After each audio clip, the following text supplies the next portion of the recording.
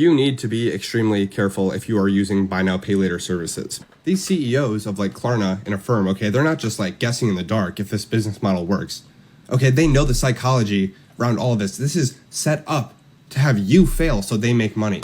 Some of y'all using Afterpay, Affirm, Klarna, Pay in 4, all these different buy now, pay later apps. Them people could put a newborn baby on a payment plan and some of y'all will eat it up. They making big business off of you.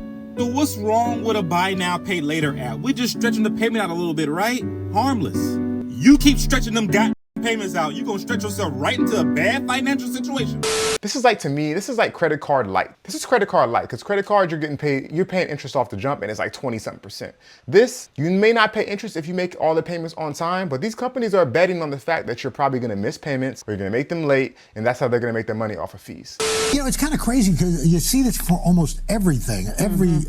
The idea of buy now, pay later for groceries. It just totally need to know about this. So this started kicking off, Al, during the pandemic, and it's really starting to grow and reach kind of a fever pitch. You will think of it as layaway, where you used to pay in installments and get the thing at the end. Oh, yeah. Flip it on and reverse it. And buy now, pay later is literally you buy it now, you get it now, and then you pay it off in installments. Usually you'll link it to your bank account or even a credit card, and it'll ding you every couple of weeks. Let's say I want to buy something that's $100. I'll pay in 4 installments, $25 each time. So this is being used all over the place. A Lending Tree just did a survey and found that 49% of people who responded say, yes, I have used it.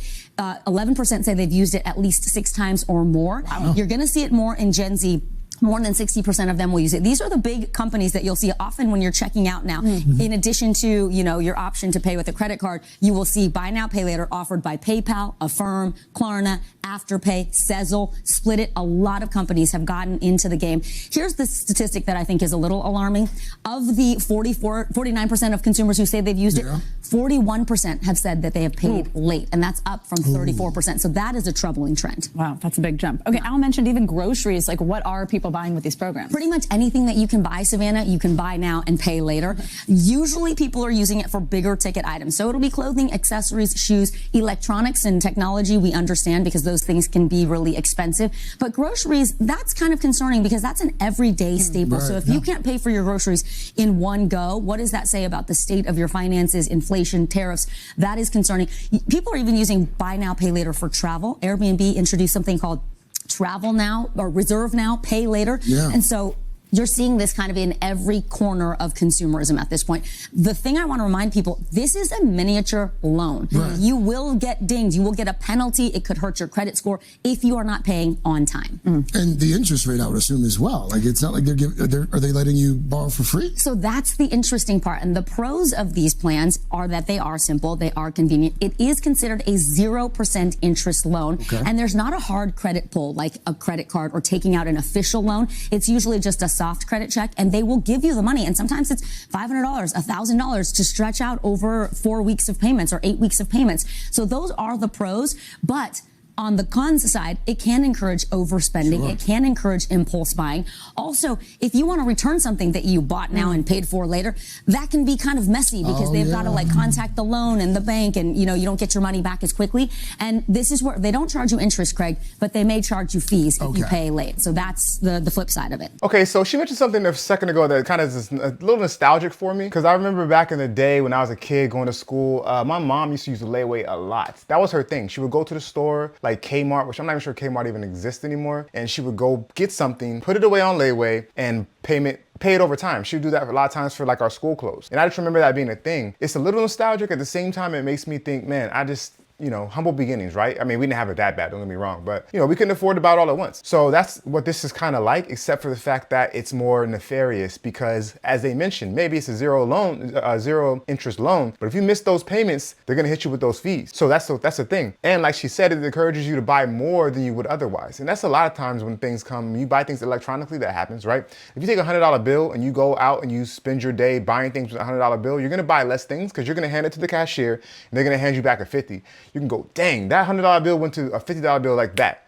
Versus like a credit card, you're not really thinking about it as consciously. So it's one of those things. So you may buy more than you would have otherwise bought on this. And then if you're not paying attention, you have an auto pay and you have an overdraft fee. Well, there's an overdraft fee. If you miss your Klarna payment or your Affirm payment or whatever, now you're paying a fee for that. So it's kind of more nefarious than just a layaway. This is like, to me, this is like credit card light. This is credit card light, because credit cards, you're paying interest off the jump and it's like 20-something%. This, you may not pay interest if you make all the payments on time, but these companies are betting on the fact that you're probably gonna miss payments or you're gonna make them late, and that's how they're gonna make their money off of fees. A lot of people shopping using this. Is there a way to use this and avoid fees? Yeah, so there is a way. If you pay everything off on time, then that's how you would avoid the fees. In an ideal world, that's what you're doing. Let's say you want to buy a Nintendo Switch for your kid for Christmas or something. You know you're going to be able to afford the $500 or $700. You just can't pay for it all right now, but you're very diligent about the payments. That is who this is designed for, and that's going to help you. But if you're not careful, that's where the slippery slope comes in, and it becomes like something else that charges you interest or credit cards or penalties. So we talked with the folks at Intuit Credit Karma. They did this whole survey and found that people are going to go into debt for back to school shopping, because you think computers, clothing, calculators, all of that adds up. And so they just want people to remember, debt is debt. You don't have to buy everything and get everything for the school year right now. So Courtney Lev says you want to really pay attention to the due dates before you ever sign up for a buy now, pay later plan. Make sure that it coincides with when you get your paychecks, when money will be in your bank. The last thing you want is for them to do the automatic, withdrawal, and then you're getting charged an overdraft fee because, oops, your payday didn't happen until after that payment due date.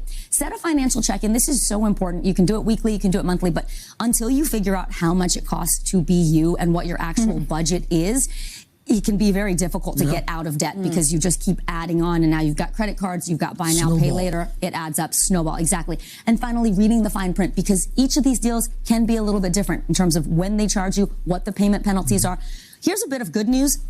If you pay everything off on time, FICO actually says they are now going to start adding buy now, pay later plans to your credit score. So that can boost your credit score starting this fall. If you're really good about these plans, that's a way to raise your credit score. Let's say you're trying to buy a house, maybe consider taking out some buy now, pay later. Like I said, pretty much credit card light. You need to be extremely careful if you are using buy now, pay later services. These CEOs of like Klarna and Affirm, okay, they're not just like guessing in the dark if this business model works.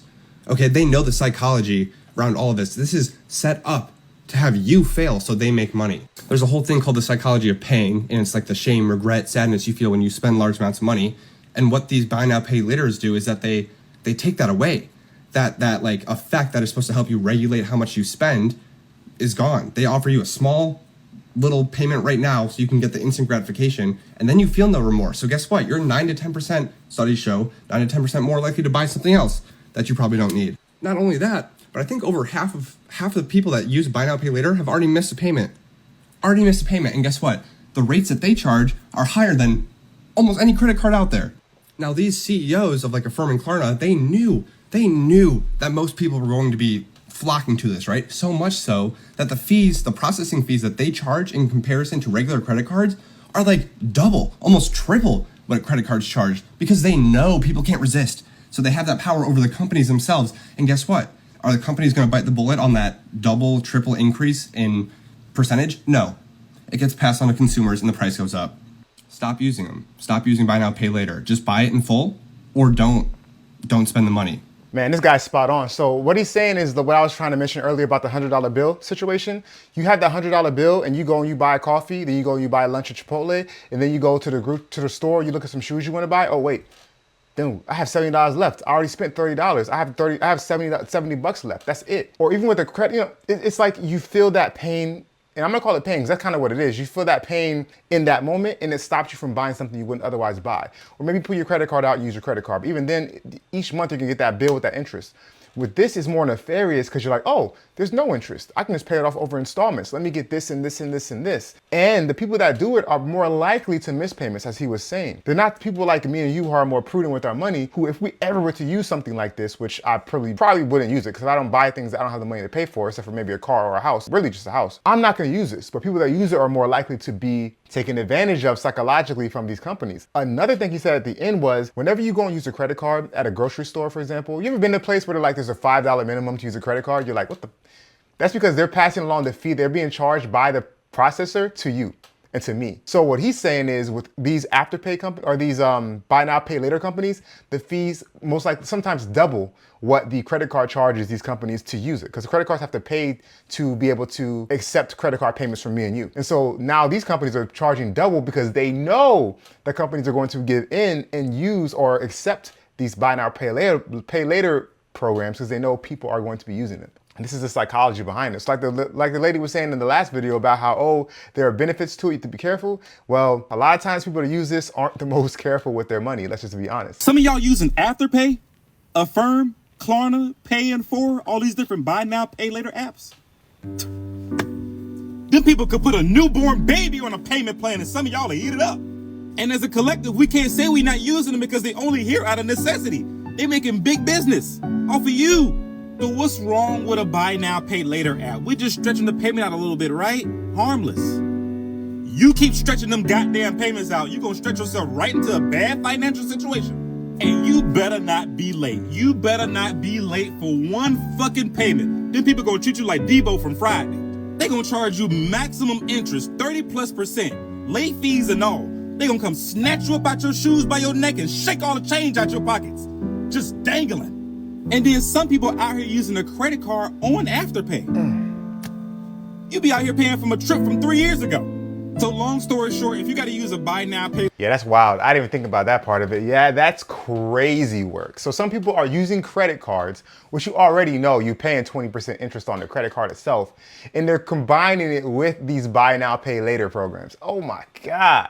It's like debt on top of debt on top of debt. And for what? Like you said, we use it for, I don't do this, but people are using it for fast food. They're using it for stuff like, okay, it's one thing if you're using it, and again, I don't even agree with this, but if you're using it for big ticket items like the other lady was saying, a laptop for your kid for back to school, things that are in the middle, laptops, expensive furniture maybe. And again, it's not something I would do, but I can understand someone doing it because those things cost a lot of money to pay all at once at one time. But for stuff like fast food, and by the way, you're using your credit card, you're using buy now, pay later, and you're using like an Uber Eats. So now you're paying fees on top of fees, on top of debt, on top of fees, on top of interest.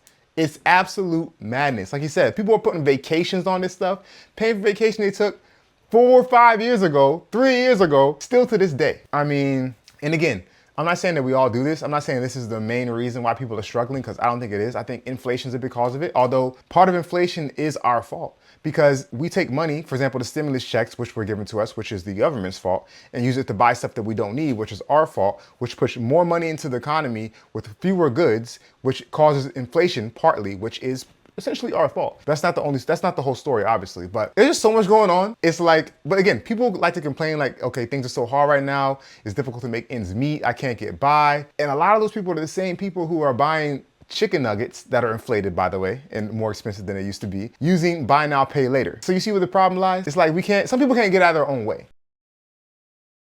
If you can't afford to buy that thing now, maybe consider not buying it unless you absolutely have to. There are very few things in life that are necessities. We all heard of Maslow's hierarchy of needs. We all need food, we all need shelter, we all need water. And we don't need fancy water, we don't need fancy food, and we don't need fancy shelter. So if you get those basics covered and you get them modestly, all the rest of the stuff you can hold off on. All the fancy clothes, all the fancy vacations, the nicest car, all the trips you want to take, hold off, pump the brakes, find a way to make more money first. And again, I want to preach to you like I'm some kind of financial guru. I'm just saying the basic stuff because I've achieved the basic level of financial stability, I would say. No debt, good investments, decent income. I can afford to pay for things 3 times, as Jay-Z would say. So it's like many things, most things that I need. So I'm in a position where I can, and I've done this at a relatively young age too. Now, granted, I've avoided having kids early, so that's one thing, you know what I mean? And I've made certain sacrifices, which I think a lot of us need to do, like live like a college student after graduating from college, for example, if you go. That being said, I think that we got to figure some things out. And buy now, pay later is just another way these companies are taking advantage of, but people are letting themselves getting taken advantage of. And yeah, they're preying on people who are more likely to give into this stuff. Yeah, they know what they're doing. Like the guy said, these companies aren't guessing. They do their research. They hire psychologists. They hire people who are trained to understand human psychology and human behavior. And they know what people are going to do. And they know the type of demographic that are going to use these things. And they know that type of demographic is more likely to miss payments. They're not coming for people like me. Credit card companies don't like people like me because I pay my credit cards off in full at the end of every month and I get their bonus. I get their reward points. They don't want to pay me reward points.